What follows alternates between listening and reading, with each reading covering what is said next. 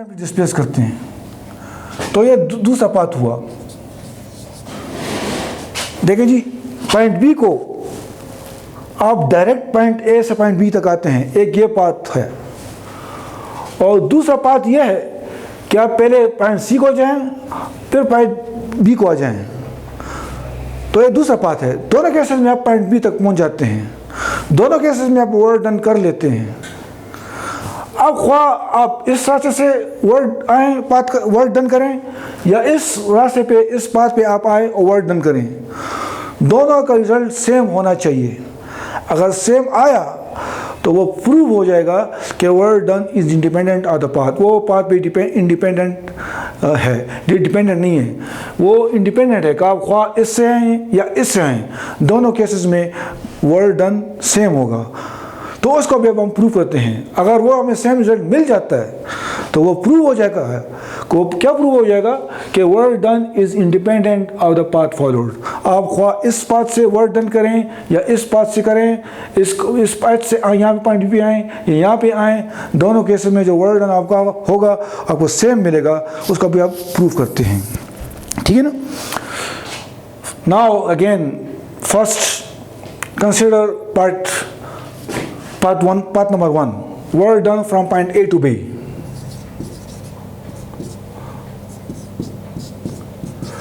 अच्छा देखें जी, path number 1 में सिर्फ एक ही वर्क डन है, पॉइंट ए से पॉइंट बी। और पाथ 2 में ये जो हम पहले सी से आएंगे फिर सी को बी, वहाँ पे इसके दो वर्क डन होंगे, दो पार्ट्स हैं, फिर दोनों को हम ऐड करेंगे तो must be equal to the path number 1। अगर वो सेम हो जाते हैं तो we can say that the work done is independent of the path followed, ठीक है ना। नाउ हम पहले क्या करेंगे कि now we will find the work done from point A to point B. This is the path number 1। ये आपका पाथ नंबर 1 है, this is your path number 1। Work done is a dot product. क्या होता है work done is the dot product of force and displacement.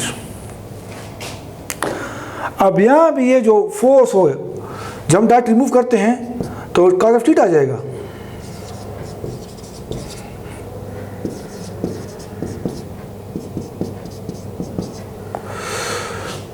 अब ये question number 1 है आपका, फोर्स कितना है, डिस्प्लेसमेंट कितना है और थीटा कितना है, उसको हम जरा यहाँ पे देखते हैं। अगेन जो फोर्स है, चूंकि ये ग्रेविटेशनल फील्ड में काम हो रहा है, ग्रेविटेशनल फोर्स पे एक्ट होता है, तो जो फोर्स होगा that must be equal to the wait.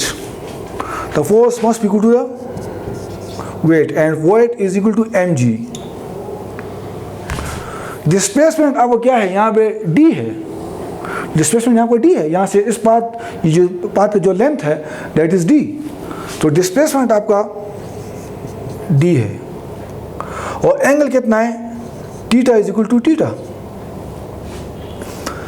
Angle theta ही है, डिस्प्लेसमेंट आपको यहाँ पे d है और जो फोर्स है वो must be equal to weight, क्योंकि ये ग्रेविटेशनल फील्ड है, ग्रेविटेशनल फील्ड उसको ग्रेविटेशनल फोर्स को अट्रैक्ट करेगी, that is equal to weight. So putting these values in question number 1 we gate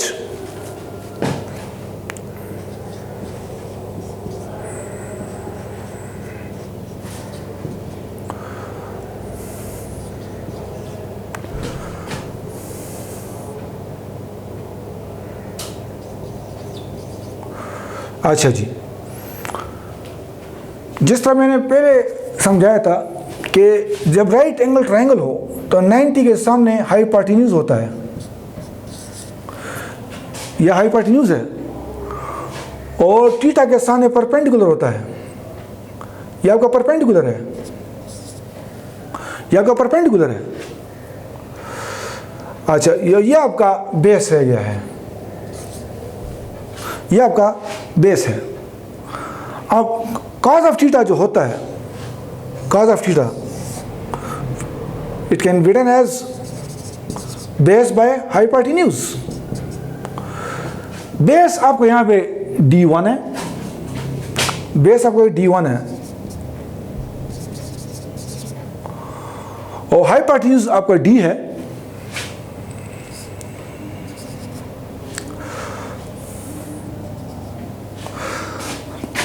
ये डी यहाँ पे मल्टीप्लाई हो जाएगा, यहाँ पे डिवाइड फॉर्म में है, इस साइड पे वो जब आएगा तो मल्टीप्लाई बन जाएगा। So D cos of theta is equal to, यहाँ पे d1 रह जाएगा। इसका मतलब यह है कि डी कॉस ऑफ थीटा की जगह हम d1 लिख सकते हैं, डी कॉस ऑफ थीटा की जगह हम d1 लिख सकते हैं। तो ये जो डी कॉस ऑफ थीटा है, डी कॉस ऑफ थीटा, इसकी जगह हम d1 लिख देंगे। So equation number 1, so equation number sorry this is equation number 2 है। So equation 2 can be written as, so equation 2 can be written as work done from point A to B is equal to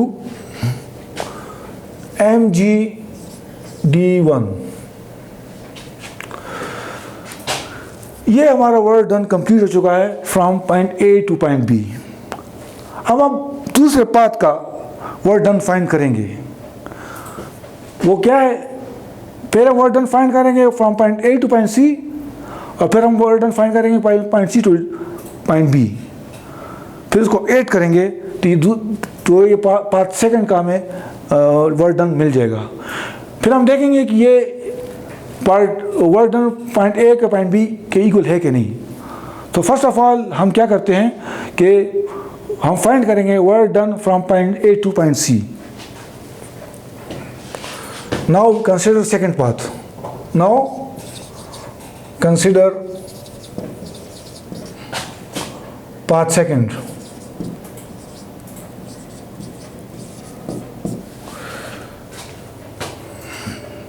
ये आपका path first था, ये अभी path second. Path second में हम work done find करेंगे point A to point C, work done from point A to C। अब देखें जी, यहाँ पे जब बॉडी इस तरफ आएगी तो अर्थ उसको अट्रैक्ट करेगी, एक फोर्स है, और उस फोर्स को हम कहते हैं वेट। तो उस पर जो फोर्स एक्ट होगा वो must equal to the wait.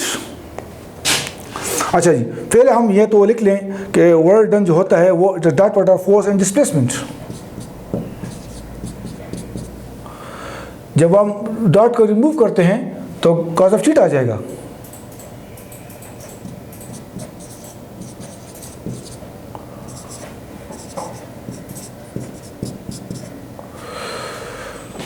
Equation number third,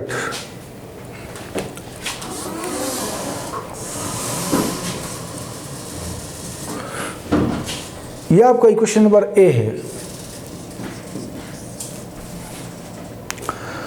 अब यहाँ पे बॉडी यहाँ पे इस तरफ आएगी, जो फोर्स जिस फोर्स से आएगी वो force must equal to the weight. चूंकि ग्रेविटेशनल फोर्स पे एक्सर्ट हो रहा है तो force must equal to the weight and weight is equal to mg। यहाँ पे डिस्प्लेसमेंट कितनी होगी, डिस्प्लेसमेंट आपका d1 है, डिस्प्लेसमेंट आपका d1 है। एंगल कितना होगा, देखें जी, अर्थ उसको अपनी तरफ डाउनवर्ड अटैक कर रही है, अर्थ जो है वो डाउनवर्ड अटैक कर रही है, तो फोर्स इस डायरेक्शन में है। और डिस्प्लेसमेंट जो है वो भी from point A to C हो रही है, वो डाउनवर्ड हो रही है, डिस्प्लेसमेंट भी उसी डायरेक्शन में हो रही है।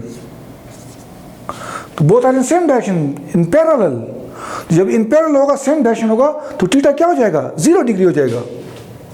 तो थीटा क्या हो जाएगा, 0 डिग्री। अच्छा जी, putting these values in equation number 3 we get work done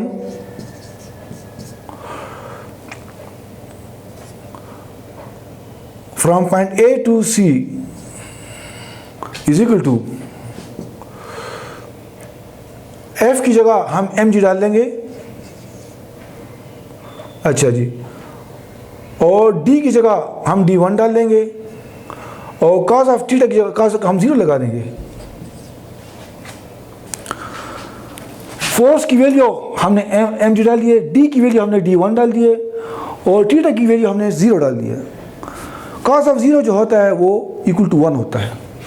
so equation, the above equation can be written as work done from point A to C is equal to mg d1, और cos of 0 equal to 1 होता है।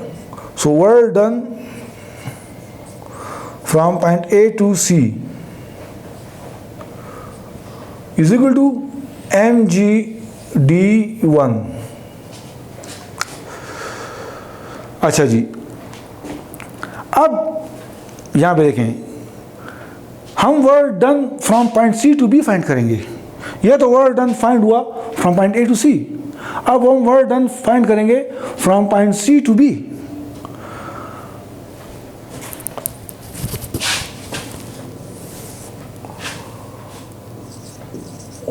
Work done from point C to B.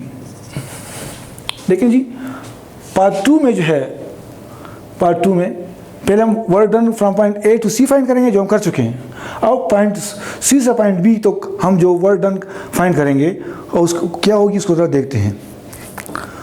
हमें पता है कि जो work होता है वो dot product of force and displacement. तो work done can be written as C to B is equal to F D cos of theta। Question number 4। अब यहाँ पे फोर्स क्या है, डिस्प्लेसमेंट कितनी है और एंगल कितनी है, उसको जरा हम यहाँ पे देखते हैं।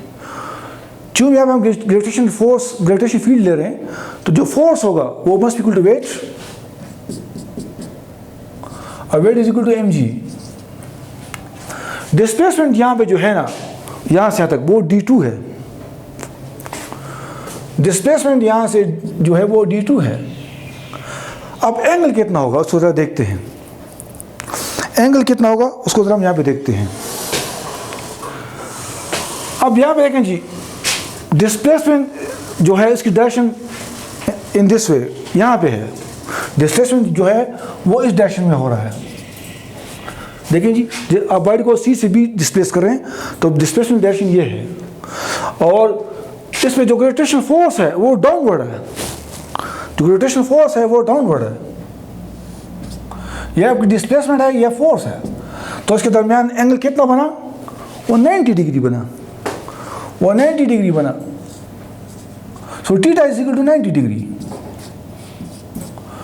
Putting these values in equation number 4, we get work done C to B is equal to mg। f की जगह हमने mg डाल दिया, और d की जगह हम यहाँ पे d2 पुट करेंगे, और एंगल कितना है थीटा की जगह हम 90 डाल देंगे, तो cos of 90।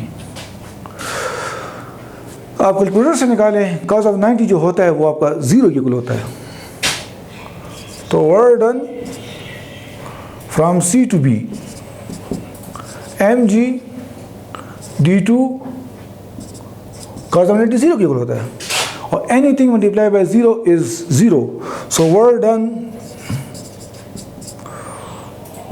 From C to B is equal to 0। अब इस पार्ट सेकंड में जो यहाँ से यहाँ तक, यहाँ से टोटल वर्क डन कितना हुआ,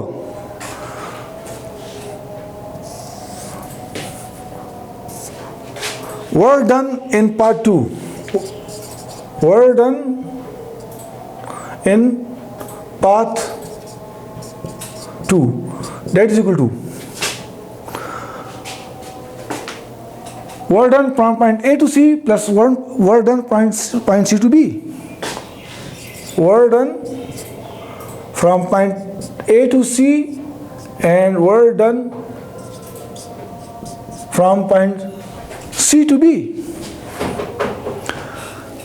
ये वर्क और ये वर्क C to B।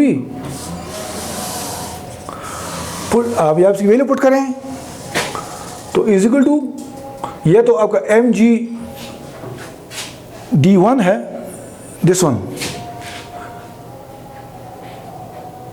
देव आपका equation number B. Work done from point A to C is mg d1, और from work done point C to B तो 0 है, तो प्लस 0, तो work done part 2 is equal to mg D1।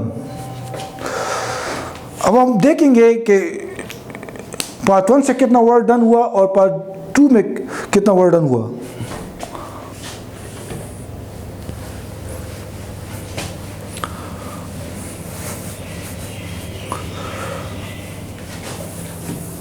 Part 1 में जो work done हुआ वो तो mg work done from point A to B है। पार्ट 1 में जो है, पार्ट 1 का जो वर्क डन है वो आपका है work done from point A to B, और वो आपका है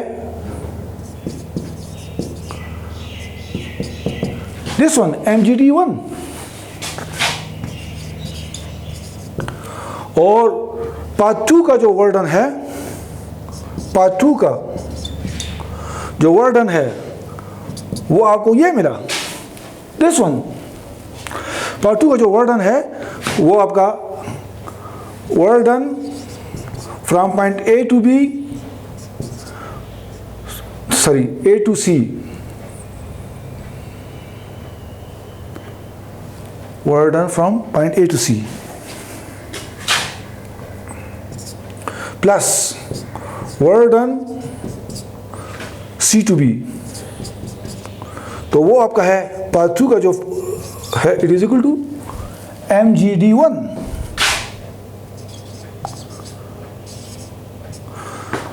अगर आप इक्वेशन ये D और E को आप देखें, बोथ आर सेम। इक्वेशन जो पार्ट 1 की जो वैल्यू है वो भी mgd1 है, और जो पार्ट 2 की जो वैल्यू है वो भी mgd1 है, तो both are same. It means कि वर्क डन जो है यहाँ पे जो वर्क डन हो रहा है it is independent of the path followed. तो यहाँ से ये प्रूव हो चुका है कि conservative field is that field in which the work done is independent of the path followed. यहाँ भी ये प्रूव हो चुका है। और पहले पार्ट में हमने प्रूव किया था कि work done in close path is 0। तो दोनों केसेस में अब ये प्रूव हो चुका है कि जो ग्रेविटेशनल फील्ड है it is conservative field. Thank you very much.